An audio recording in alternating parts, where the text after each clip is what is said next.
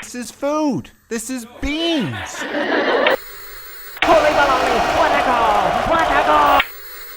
Wolfman, Adrian. It's time for a review of Wolfman. So, Yeah. we both saw this in the theaters today. That's why we were at the theaters. Mm-hmm. And Coming fresh. Right. Coming in fresh. And so we've got lots of thoughts. We left the theater with puzzled looks on our faces, I would argue. Mm. I guess high-level thoughts. What did you think of it? I think this movie, like, it's filled with some really good ideas, like genuinely great ideas throughout it. I think there are some genuine highs in this movie. Right. I think it's fairly well shot. The sound design's really great. There's some like kind of unique twists that I didn't, fully expect, and other twists that seemed fairly obvious. And I think that the trailer actually shows this, the kind of highlighting how, again, the Wolfman, it's about like, this family, they go to an abandoned cabin, and the husband, the father, gets infected, and he's turning into the Wolfman. And the way they highlight how that turning happens was very neat. Although I think some of the effects ended up being a little uneven, but like generally it's a really cool part of the film. But I think this movie falters quite a bit in its execution. It reminded me of Hotel Artemis.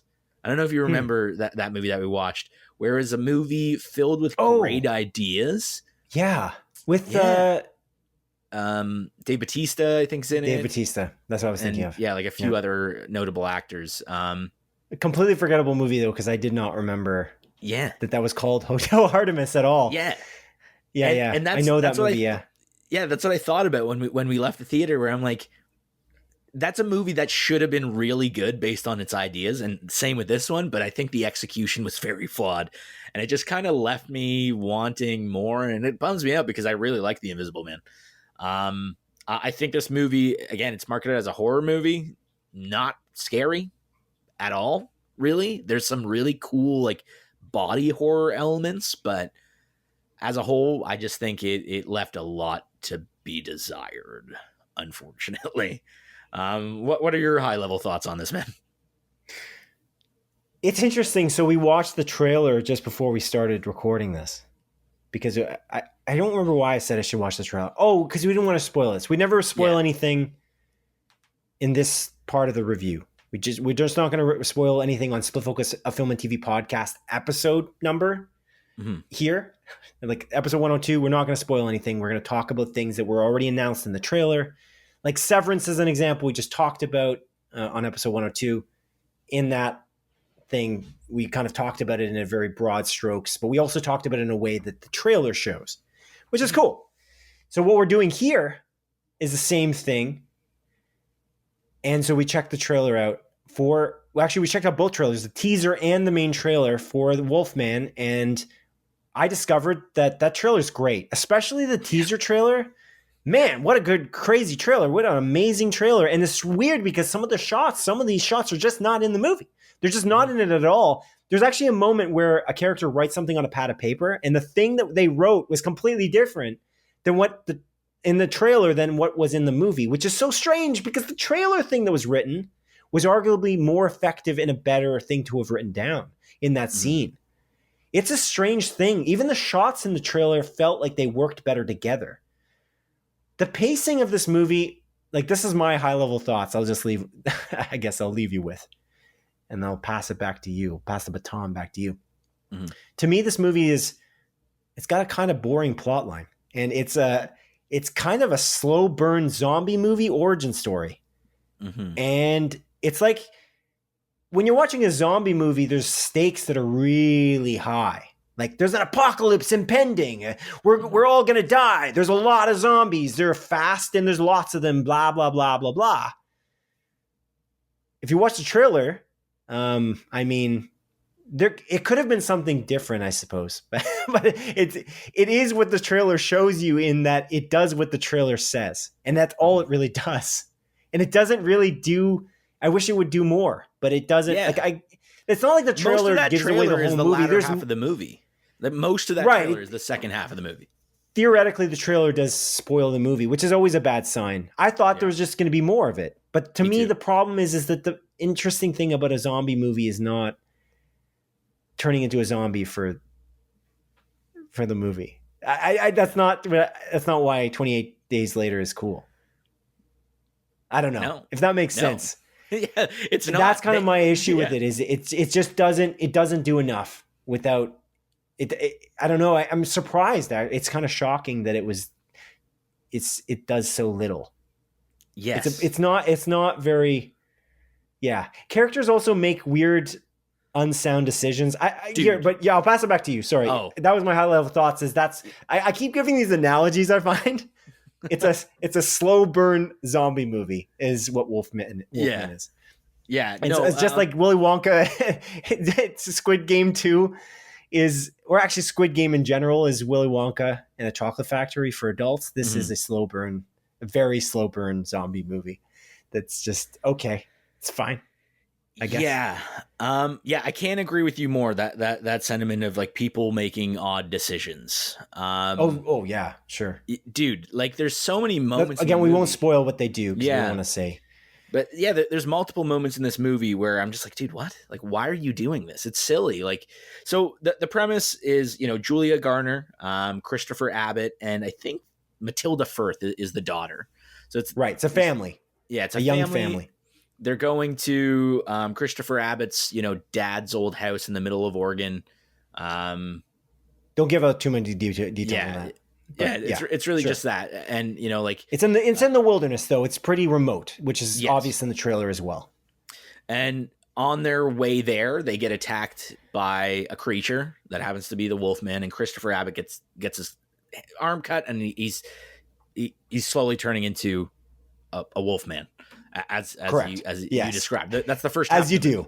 Yeah, that's the first half of the movie essentially, and I think the chemistry. So, like, to talk about the actual characters, the chemistry between Christopher Abbott and Julia Garner is non-existent.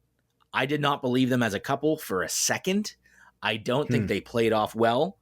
I would go as far to say that Julia Garner was bad in this movie. Interesting. I like her a lot. I think she's phenomenal in Ozark, but this entire movie, I feel like she was stale.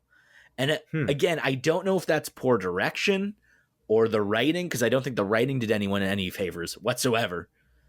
But the way she reacts to certain situations is so confusing. It's jarring in a lot of ways. And it's like, why are you reacting like this? It's almost like they were filming her. What the hell, dude? There's balloons showing up on your screen. What the fuck was that? I have no idea. What was that? You can see my hands. Yeah. I don't understand how that happened. What the hell? One of my hand was on my knee. Anyways. Why did that happen? Yeah, I have no idea. To give context to people listening, randomly, me and Simon record this through Zencaster on video, and just randomly balloons going up on Simon's screen in the middle of my son. It is very jarring. I thought for a second, oh wait, is it my birthday? Yeah. We got to 12 a.m. Is it? No, my birthday's not in January. I have no idea why that happened. Anyway, go on. Yeah. Chemistry's poor. Yeah, but chemistry's poor. And again, I think, Julia Garner's just acting was incredibly stale. I feel like they were shooting scenes in some case, like shooting her scene and then what was happening like independently of one another. And it's like her reactions were just not related to what was occurring.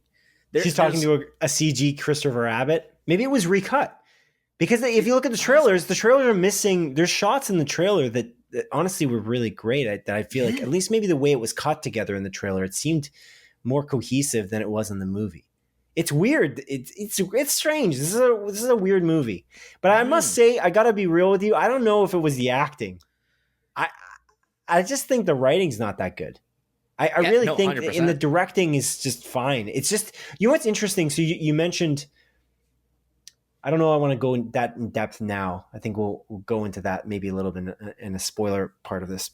But I will say, like, if you look at how it was how there was suspense, or the build up inside this movie, compared to like Severance as an example, like a build up suspense building. And Severance is not a horror at all. This is a horror movie. That's what it's billed as. So I found that it was actually quite thrilling, and there was the way that they did shots and various things. It did feel quite tense until a very early moment in the beginning of the movie. And it's interesting, it just stopped at that point because they kind of gave away something that they maybe shouldn't have in the way it was shot. And that's kind of where I found that it went away from being a horror and then being a weird thriller that wasn't particularly, I was yawning in the movie, and I was like, I'm feeling tired. I'm not feeling like I'm on the edge of my seat. I don't feel like something's going to happen like that's going to make me scared. But in the beginning of the movie, especially in the first few scenes, I was like, whoa, this is quite intense. And I actually love how the movie begins. I agree. But then, I think that's the best part of the movie. Right. And then, how the movie begins and the way characters decide to do things based on how the movie begins also doesn't make any sense, because there's a history clearly shown in the beginning of the movie that a certain character should understand and remember before they do certain actions. It's really strange. I don't know. Yeah, it's a weird one. It's a 53%, by the way, on Rotten Tomatoes. I didn't know that. It's really not well reviewed for critics, and the audience didn't like it either. It's 57%. So rotten both ways, which is intriguing. But yeah, anyway. Yeah, I just there's too much going on where arguably not enough going on where it just like I agree completely. Like, I think that first bit was very intense. It's very thrilling, and then the rest of the movie was just unbalanced. And the stakes don't feel high, though. Don't you find that? Like, there's no stakes. I think it's because of the reaction of Julia Garner's character specifically. It's like you're downplaying the severity of the situation you're in to such a high degree that it makes no sense. I was sitting there and being like, you have a daughter. What are you doing? Like, what are you doing? In so many of these moments, I doesn't play that way in the trailer. No, not at all. Like, there's just, again, in my notes, I wrote down a lack of awareness to the severity of the situation was just baffling. She left her daughter a couple of times in not great situations, just in like the room over there. You just saw this monster maul your cut your husband up, and your husband's acting all funky, and you're just leaving your daughter on a couch and you're walking into like other rooms and everything. It's like, I feel like you wouldn't do that, right? Yeah, it's just not logical. It's strange. Yeah, it's weird. It's a weird movie. It just doesn't. I don't know. It's a strange. It's like they recut it like a few times or something. I don't know. I'm confused by it. It's weird because like the budget couldn't really be that high because they're in the middle of the wilderness. It's not like they're worried about extras. Yeah, like to some crazy extent potentially. There's 5 actors in the movie that have lines. Yeah, it's like the entire movie. So it's like you're not paying the actor. I also thought like it was well shot to start. Like I thought the shots were beautiful. There was a lot of like beauty, and they were taking their time. Even the way they did the subtitling in the very beginning, I'm like, oh, we're in for it now. This is going to be a good one. I could tell. But it's funny. I don't love horror movies. I don't. You know that. I don't love horror movies, and the reason why I don't love horror movies largely is because I feel like they rely too heavily on jump scares typically, and not heavy enough on plot. They're not really worried about the plot and really fleshing it out and giving you a firm story. I'm more interested in narrative. And if you can give me a good narrative like Get Out or A Quiet Place, and you can really immerse me in that world, I will like your movie. I love it. And so I kind of stay away from just horror movies, especially ones that are just relying on jump scares. This movie doesn't do either of those things. No. I don't think it's not very narrative heavy. And the jump scares, there was huge suspense in the beginning, in the very, like, for maybe the first sixth, maybe fifth of the movie, maybe a quarter. Because there's certain things I'll tell you in the spoiler part of this. because this is going to be a closer look. I just decided on the spot, just as I'm talking to you right now, Adrian. Actually, I'm going to do a closer look because I want to see how this goes as a smaller version of a closer look is basically our spoiler cast and non-spoiler version of the review. Our closer look is basically starts with non-spoiler, becomes spoiler at the halfway point, roughly. But yeah, we're going to get into the spoilers in a second. But there's various moments. There's a moment specifically that I would call it basically where it becomes less suspenseful, that you can't do anything at that point because they're showing too much in the way it's shot. I'll explain it after, but the way it's shot where you got to be more secretive, especially in these types of movies with a character that's transforming or whatever. You have to be more mysterious. The mystery creates an ominous feeling, an ominous tone. Mm-hmm. And I don't think that they did that very well either. I don't know if it's Julia Garner's fault though, because I can see you're right. She was leaving the room, but that's the direction, right? It's not like Julia Garner's embodying the character of the mom and she's like, I'm going to move to the other room. Although the director told me specifically to go to the other room to, use a radio as she does in the trailer or whatever. Yeah, I'm referring to not the character making dumb decisions. I'm referring to the actual performance. And again, like I felt like it was very stale. But again, that may have been the direction. Again, I said this earlier. The writing did not do any of the cast any favors. It's crazy. Like you remember loving director Leigh Whannell's Invisible Man. That was the movie that you came into the theater and you loved it. I was more lukewarm on it, but I definitely liked it. I don't dislike this movie. Like on my Letterboxd account, like the account where you list all the movies you've watched and you can potentially rate them. This, by the way, this score completely could change, but it's like a 2.5 out of 5, which for me is a middle mark. It's not bad. It's not good. It's fine. I watched it. It was okay. Would I ever watch it again? No. that's kind of the way I feel about it. It's a strange one. It's a weird one for me. What did I like about it? That's the question, I guess. I guess you're right. The body horror is interesting. Like it's really good. The transformation aspects of it. I kind of liked Christopher Abbott. I don't think I've seen that guy in anything. Have you? Not that I could think of. Yeah, like he did get the casting actually is really great because there's I guess like a flashback to when he's a kid. That was good. Yeah. And then him. And I literally kid version of him looks like him. It's crazy. Dude, it's good. Yeah. I was like, is that a son? I was like genuinely curious.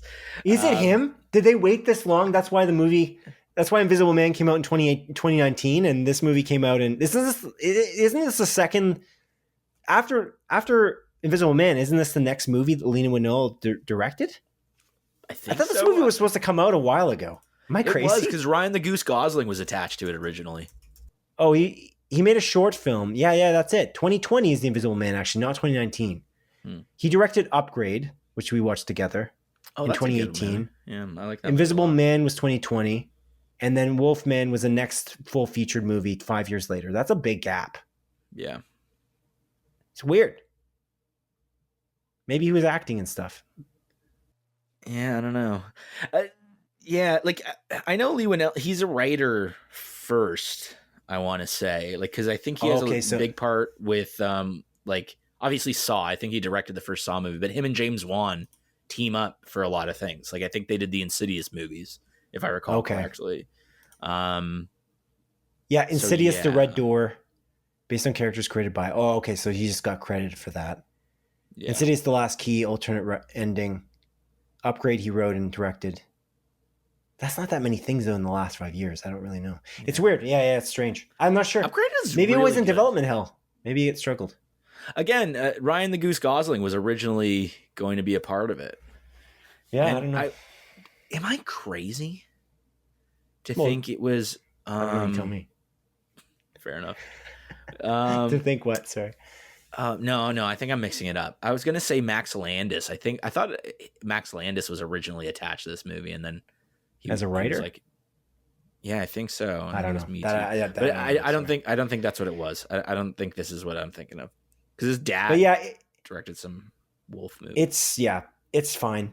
It's fine. That's kind of where I land on it. I think some of the imagery was really cool in the beginning, and I think that it just kind of went off the rails at a certain point, and then it just never got back on the rails. Characters do weird things throughout the movie that don't really add up. There's not that many characters in the movie, and then it's not scary, and it's a horror movie, and it's not really a thriller. It's kind of a thriller, but it became kind of boring, and I was like, I don't really care. I'm sorry, but that's it. I wish that I cared about these people more, but they just don't. They're making weird choices, and I'm not sure. Like, why did you come here? What are you doing here? What's going on? And like, also, like, how does that? I don't know. It's just strange. And there's going to be stuff we'll get into in the spoilers part. But yeah, are you done with this part of the?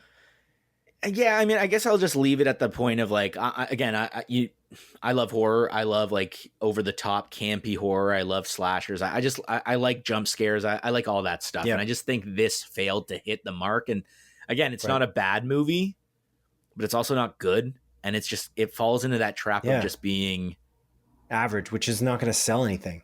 No, it's just a whatever movie. I would rather this movie be really bad, so you could have more fun talking about it. You can make fun of it, and yeah. So. Right. That's fair. All right, then.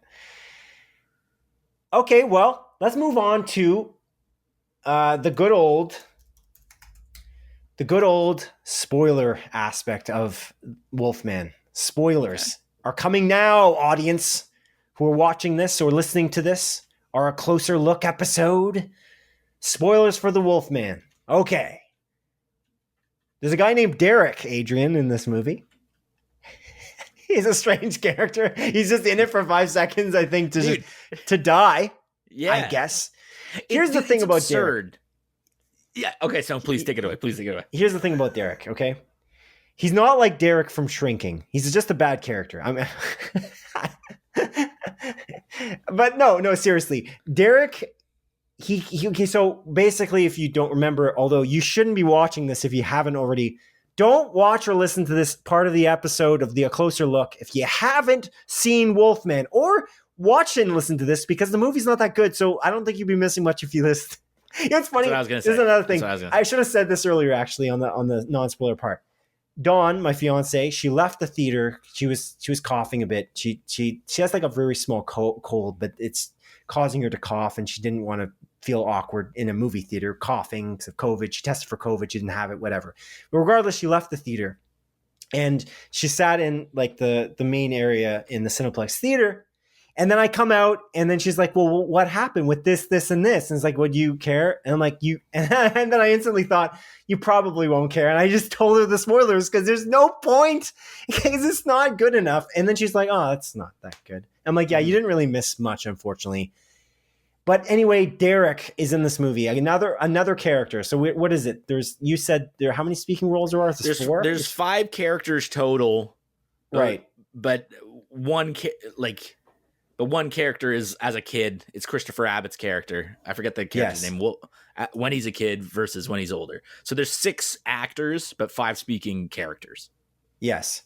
Right. Anyway, Derek is one of the speaking actors in the movie, and he's live. And anyway, regardless, they go to their father's house, Christopher Abbott's character's father's house, and they arrive there in their U-Haul van, and of course, there's a random character that we haven't seen before standing in a deer blind in one of these treehouse like scenarios, and he's just standing there. Ominously standing there in the dark, like looking at their truck, like a weirdo. Yeah, and it's just like these guys, you literally have a silhouette and you see the gun, which is cool. It's cool. So neato. And so he comes out of the deer blind, and Julia Garner's character is all nervous. Okay, cool. And this guy seems daunting. He's kind of like, he seems a little shady. But Christopher Abbott's character knows him from when he was a child or whatever. Their families seem to know each other. They live whatever. I guess a mile away or something like that from each other's houses. Here's the thing that I have a problem with. Derek gets in the car and he gets in the truck and he's gonna direct them to the Lowell's house. The Lowells being Christopher Abbott's family. Weirdly though, he doesn't seem alarmed. He knows that there's a freaking creature coming out at night, probably multiple, but he doesn't seem alarmed. He's got a gun. He's like, oh, he kind of seems alarmed. He's like, oh, well, yeah, we should be worried. We shouldn't be out here at night, blah, blah, blah. But first of all, creatures come out at night. The sun is coming down and he's in this deer blind. Why wouldn't he be in his house? I don't understand. You have to walk up this wooded road to get to your house, presumably. You're just going to walk up there when you potentially could get killed. And of course, they get in the truck. And there's a man in the road. Then they crash. He's not saying pay attention to the road. He's asking them stupid questions about their lives and looking back and like chumming it up. And he's just all slow motion. He's just talking really slow and like, oh yeah, things are good in my life. Like, dude, I know he was kind of saying things in an ominous way, in a very like kind of suspenseful way to make you feel like you're on edge, like things are bad in this side of town or whatever, this side of Oregon. But he's not like, he's kind of distracting the driver while he's driving when he knows there's a creature out in the road. It doesn't logically make sense. And then when they crash, the freaking truck crashes and the guy's a goddamn idiot. I don't know. He's never been in a car before. The car's upside down. He opens the door and he falls out. Of course he does. It's not like Christopher Abbott opened it or the creature opened it. He just opens the door and he falls out. Why did he do that? He's the stupidest character. Yeah, it's purposeless. It's purposeless. Like, yeah. He was safe up there. Yeah, man, you're a dumbass. You're like, I'm gonna open this fucking door. That is what I took from that character. Is this guy is genuinely the dumbest person alive. He never sees people, and he's like, I'm so stoked that I get to talk to people right now. And I'm socially awkward. Right, I agree with you, but look, he lives there. Whenever that happens in a movie, and this happens too much, especially in horror movies, or in like zombie movies, sometimes it's bad zombie. Like there's some characters in The Walking Dead that you have to question. You have to think, whoa. How did he survive this long? How is he alive? It doesn't make any sense. There's a creature in the woods. How is he alive? He just lives on his own here. How does he go out to get food? I get it. He goes out in the day, but he's for some reason at sundown, he's just sitting in his freaking treehouse. Why would he do that? He knows the dangers. That's the problem. It doesn't make sense he would be alive then. And it's just a plot convenience. Yeah. He's just a piece of meat so that he can get eaten by the wolf man so that they can make it. Look how dangerous it is. But the other thing, Simon, is the Wolfman doesn't just come out at night. He literally does not. In the first scene in the movie, it's very early in the morning. It's like 8 a.m. I think they're like, we're going to be out there by 7. And then so it's like 8, 9 probably by the time that he shows up. So the Wolfman doesn't run on a nocturnal schedule, it seems. He's willing to be anywhere at any time. But they say that in the movie, weirdly. Remember that? Derek says, like, you shouldn't be out at night. There's creatures. He does. Dangerous. But it's weird because in the very beginning of the movie, they showed off that he gets... In the morning. Like they're going to get attacked in the morning. It's very weird. By the way, that's what I was talking about earlier. An issue with the writing. Earlier in this review, what I was talking about before is what's really shot well is the beginning of the movie. I found like that was really shot, like when they're showing the flashback of him and his father, and there's like this relationship between him and his father. That was interesting and intriguing. And you're like, oh, this guy's really strict. He's being told to get at it. We're leaving at 0700 hours. He's making his bed immediately. Wow, that was so cool and well scripted and thought out. I'm like, wow, that's so detailed. That's such an interesting idea. Like, this guy's so protective of his son. He won't let him really live anywhere else but the woods. It reminds me of that movie. Remember that daughter? It's Ben Foster. He's taking his daughter and him live in the woods. I don't think he loved it, but I liked it quite a bit. Oh, I know what you're talking about. What's it called? Fuck. I can't remember. I know what you're talking about. But yeah, I didn't care for that movie that much. I liked it, but that's what it kind of felt like at the beginning. And I kind of like that vibe. Like, the one thing about that movie with Ben Foster is that it did feel real. Like, it was a little slow, perhaps. Leave No Trace is the name of it. But it's just, it maybe was a little bit slow, perhaps. But there was a neat aspect of it. They were traveling around. They're running away from the authorities. There's this like fun, not fun feeling, but this tense feeling just from that aspect. And then these guys are going out early in the morning, and they look at this beautiful view, and then they go into the woods, and the woods look beautiful. It's really beautiful shot. It's so well plotted, and everything's so slow and deliberate. It feels great. Yeah. And then we moved to modern time 30 years later, and they still captured me until, by the way, the moment that I was completely not feeling any danger anymore and there was no tenseness in my body and I just really didn't care. The moment that it became not tense anymore was the moment when they showed the beast. They showed the Wolfman for the first time on the car. And then it's not a mystery. And he really doesn't seem like anything. He's just a man who looks really silly. And I don't know what you can do. Because they shoot him. And the thing is they're showing a transformation of this Wolfman. They're showing Christopher Abbott's character transform. And they show these close-ups of his face. And if you can see the not dramatic, very slow transition to this Wolfman, it suddenly becomes not scary at all. Because you're like, well, I understand what happened. Oh, he lost a tooth.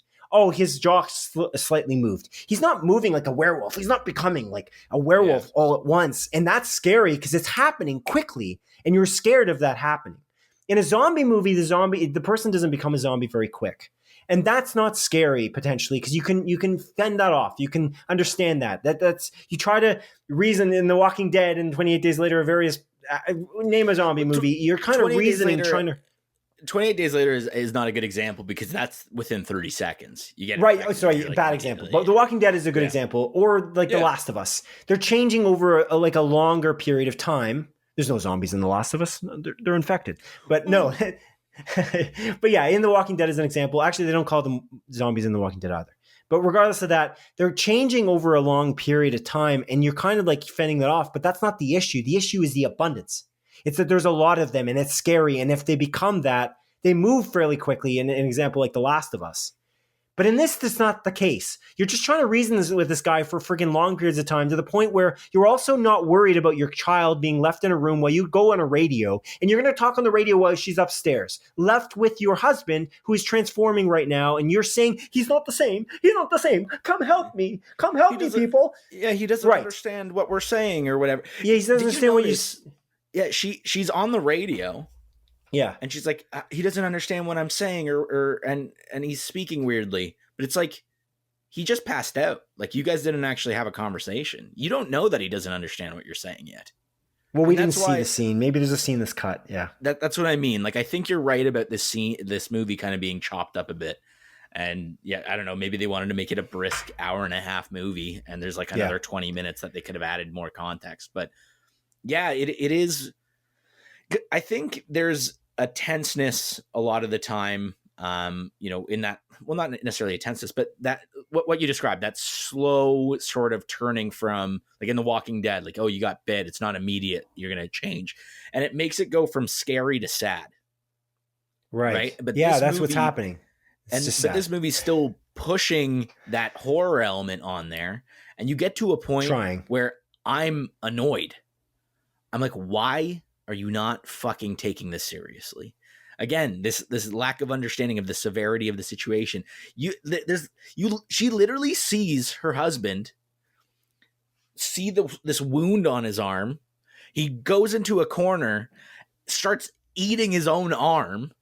Right. That's the scene I was going to point out to you. I have that written down. And then she's like walking back kind of like, oh, what the hell? And then he's like, anyways, and just walks out of the room and she does nothing. Let's go into the car and I'm going to put you right next to your daughter, okay? You're just going to sit next to your daughter in a car alone, okay? Or not right next to, but in the same vicinity. Yeah. And we're just going to be okay with that. Even though this is like clearly dangerous and he could just turn and snap the last second and, for instance, eat her head, or he started eating his own arm, lady. Yeah. Like, do you understand that putting your daughter next to him might be he could snap? You don't understand that? Is that hard to understand? Crazy. And not only that, it's like, this is very clearly a disease, an infection, right? There's something up. And they watch him go on his hands and knees, vomit a shit ton of blood. And there is no sense of being worried about proximity. They're constantly close to him. They're touching him. It's like, dude. Yeah, the end of the movie is a great example. That's the greatest example. So he's dead. Yeah. He gets shot. He's still alive. He could still be a rabies addled human. He could just bite your daughter's hand. She's touching his head. Why is she touching his head? Take her away and say, that's not your dad anymore, honey. And that's it. I don't know. I also say this also bothered me a lot. Derek in the car, he's just like, You're not very tough. You don't look very tough, actually. You remember that scene? Yeah, like, So then then that's a I'm good thinking, thing. That means you got right, a good life. It's like, dude, what right. the fuck are you And talking so, about? exactly. What are you talking about, man? So after that, I was like, okay, she's going to prove him wrong. That's cool. That's great. I love that. It's an underdog story. She's gonna rise above it. Like, now you see me. Is it, no, not now you see me. Sorry. Ready or Not. Mm-hmm. What a good another movie. That's a another good movie. phrase. But now, Ready or Not, like that woman's not necessarily ready for that. She's ready, definitely not. She's definitely not in Ready or Not. She's not ready, and she's asked to be to rise above herself to just defeat these crazy people. Mm-hmm.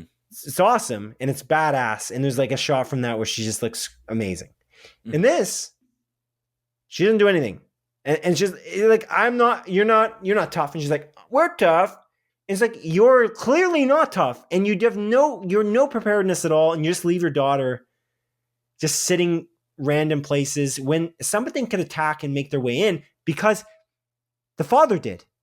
He literally made his way inside the house, but she was leaving the daughter all the time just sitting on the couch. Why didn't the creature come into the house? How did he get inside from the upstairs? There's no windows open. How did he even get in? It's just like plot convenience upon plot convenience. It's just, why is that the case?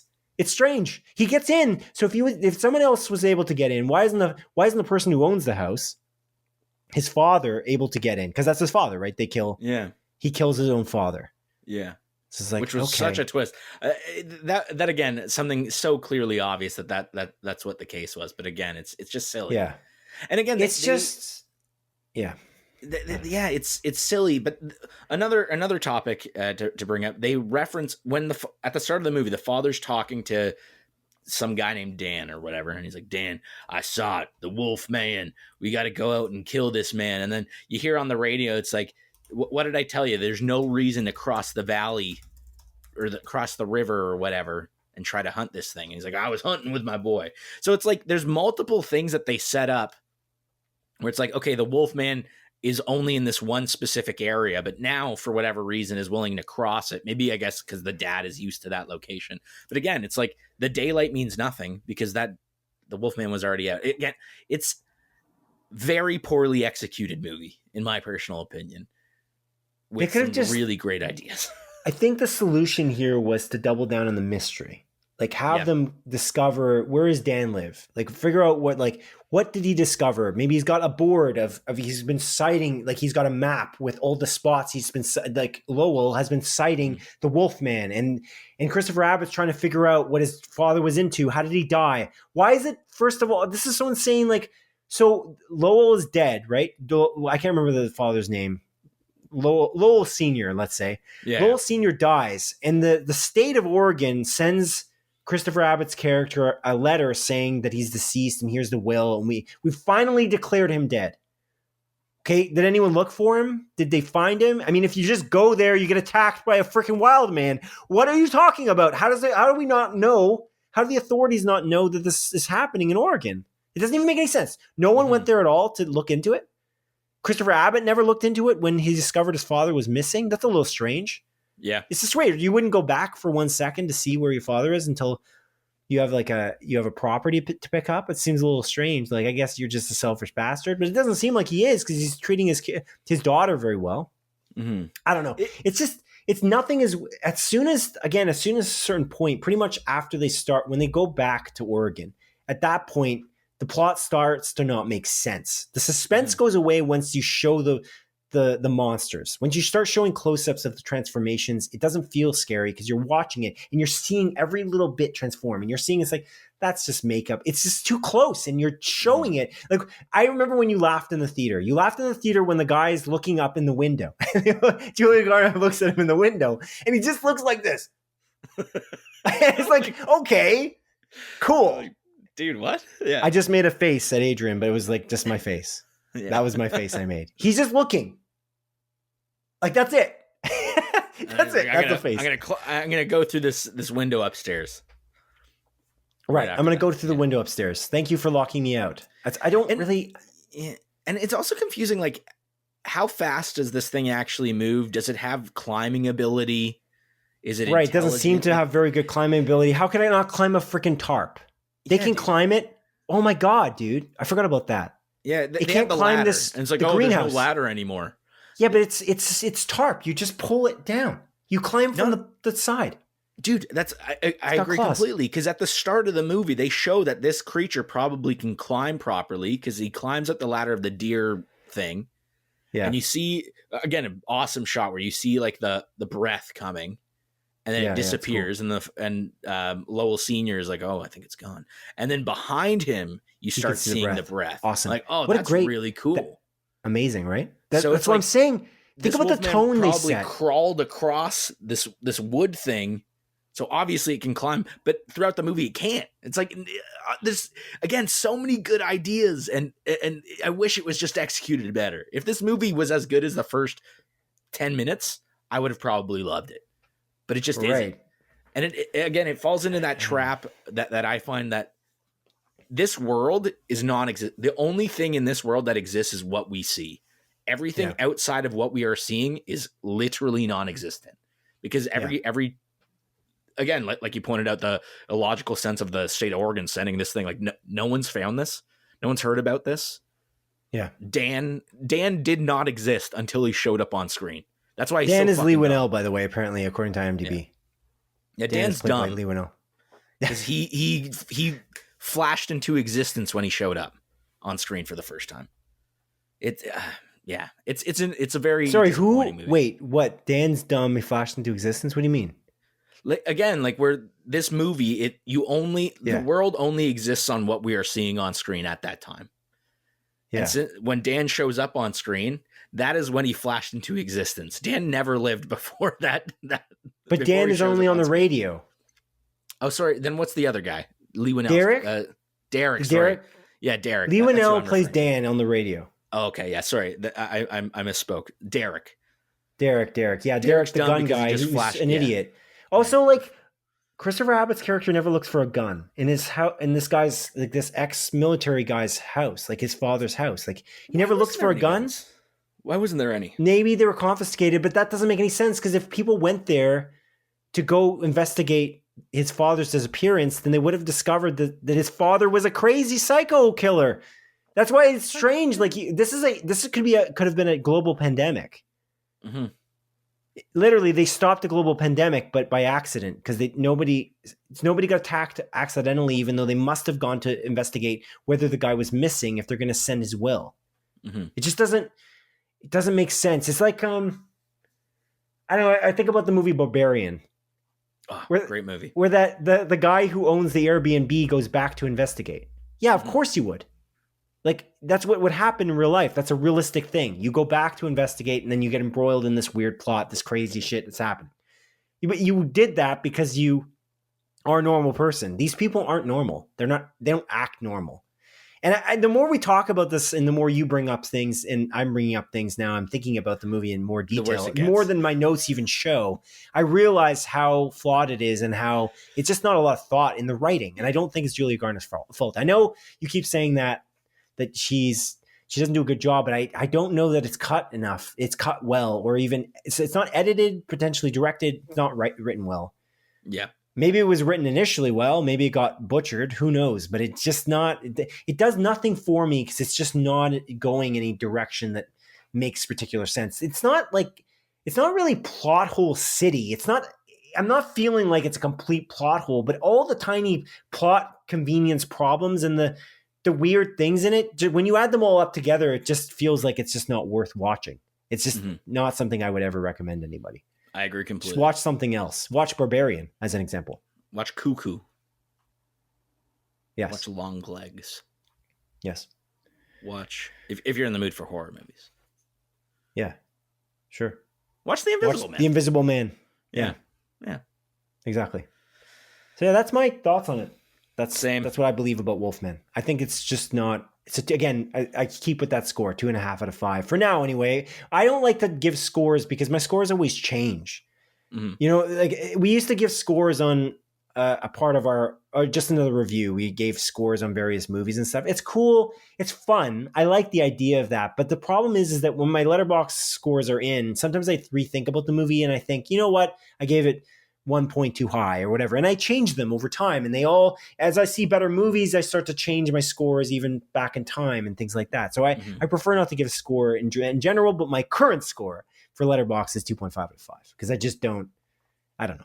I just, it's fine. But it wasn't even that fun to watch. It just, it's fine. Yeah.